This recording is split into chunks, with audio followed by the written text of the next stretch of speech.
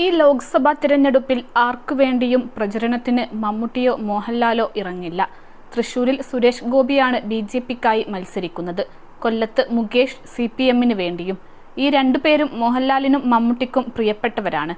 നേരത്തെ ഇന്നസെന്റിന്റെയും ഗണേഷ് കുമാറിന്റെയുമെല്ലാം പ്രചരണത്തിൽ പങ്കെടുത്ത ചരിത്രം ഇവർക്കുണ്ട്. എന്നാൽ ഇത്തവണ കാര്യങ്ങൾ കൂടുതൽ സങ്കീർണമാണ്. ആർക്കു വേണ്ടിയും പരസ്യമായി വോട്ട് ചോദിക്കാൻ ഇറങ്ങരുത് എന്നാണ് അടുപ്പക്കാർ ഇരുവർക്കും നൽകിയിട്ടുള്ള ഉപദേശം. സുരേഷ് ഗോപിയുടെ മകളുടെ വിവാഹത്തിൽ മോഹൻലാലും മമ്മൂട്ടിയും പങ്കെടുത്തു. അവിടെ എത്തിയ പ്രധാനമന്ത്രി നരേന്ദ്രമോദിയുമായി ഇരുവരും സൗഹൃദവും പങ്കിട്ടു. ഈ സാഹചര്യത്തിൽ സുരേഷ് ഗോപിക്ക് വേണ്ടി ഇവർ പ്രചരണത്തിന് ഇറങ്ങുമോ എന്ന ചോദ്യം സജീവമായിരുന്നു.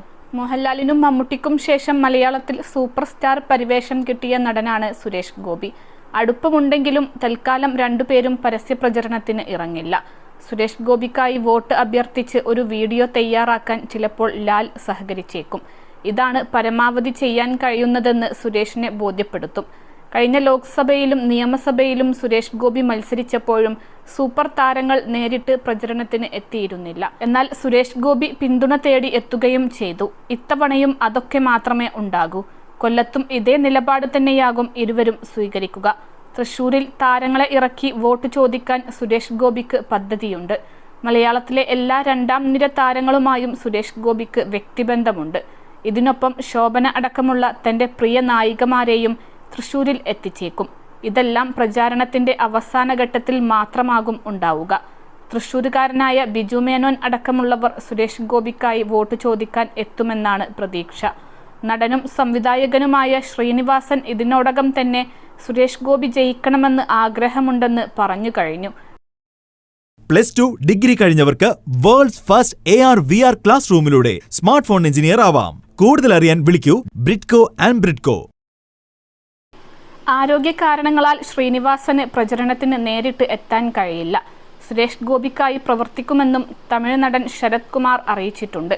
അതിനിടെ കോൺഗ്രസ് വിട്ടെത്തിയ പത്മജ വേണുഗോപാൽ ബിജെപിയുടെ തെരഞ്ഞെടുപ്പ് പ്രചാരണത്തിൽ പങ്കെടുക്കില്ല എന്ന വാർത്ത നിഷേധിച്ച് സുരേഷ് ഗോപി രംഗത്ത് വന്നിട്ടുണ്ട്. പത്മജയെ തൃശൂരിൽ പ്രചാരണത്തിന് ഇറക്കേണ്ടെന്നാണ് ബിജെപി തീരുമാനമെന്ന തരത്തിലാണ് വാർത്തകൾ പുറത്തുവന്നത്.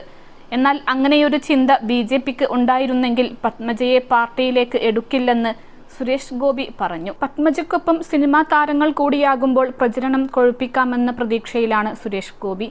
കെ കരുണാകരന്റെ കുടുംബവുമായി സുരേഷ് ഗോപിക്ക് പണ്ടു മുതൽ അടുത്ത ബന്ധമുണ്ട്. പത്മജയെ പാർട്ടിയിലേക്ക് സ്വീകരിച്ചത് കേന്ദ്ര നേതൃത്വമാണ്. അതിൽ കേരള നേതാക്കൾക്ക് പങ്കില്ല. തന്നെ സ്ഥാനാർത്ഥിയാക്കി തീരുമാനിച്ചിട്ടുണ്ടെങ്കിൽ ആ നേതൃത്വം പറയുന്നതാകും താൻ അനുസരിക്കുക. പത്മജ വേണുഗോപാൽ തന്റെ സഹോദരിയുടെ സ്ഥാനത്താണ്. പത്മജയ്ക്കൊപ്പം പാർട്ടി നിശ്ചയിക്കുന്ന വേദികൾ പങ്കിടും. ഇത് കല്യാണിക്കുട്ടിയമ്മയ്ക്കുള്ള സമർപ്പണമാണെന്നും ബിജെപി സ്ഥാനാർത്ഥി വ്യക്തമാക്കി. കോൺഗ്രസിനായി തൃശൂരിൽ കെ മുരളീധരനാണ് മത്സരിക്കുന്നത്.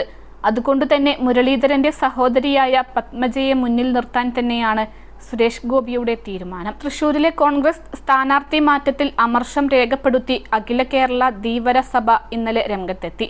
ധീവര സമുദായക്കാരനായ പ്രതാപനെ മാറ്റിയപ്പോൾ പകരം സമുദായത്തിൽ നിന്നൊരാളെ പരിഗണിച്ചില്ല എന്നതിലാണ് ധീവര സഭയ്ക്ക് അതൃപ്തി. സമുദായത്തിൽപ്പെട്ട 30 ലക്ഷം ആളുകളെ അവഗണിച്ചെന്ന് സംഘടനാ ഓർഗനൈസിംഗ് സെക്രട്ടറി TV ജനാർദ്ദനൻ പറഞ്ഞു. കോൺഗ്രസ് പാർട്ടിയാണ് സമുദായത്തെ എന്നും പരിഗണിച്ചിരുന്നതെന്നും സമുദായത്തിലെ ഒരാൾക്ക് സീറ്റ് അനുവദിച്ചതും കോൺഗ്രസ് ആണെന്നും അവർ കൂട്ടിച്ചേർത്തു.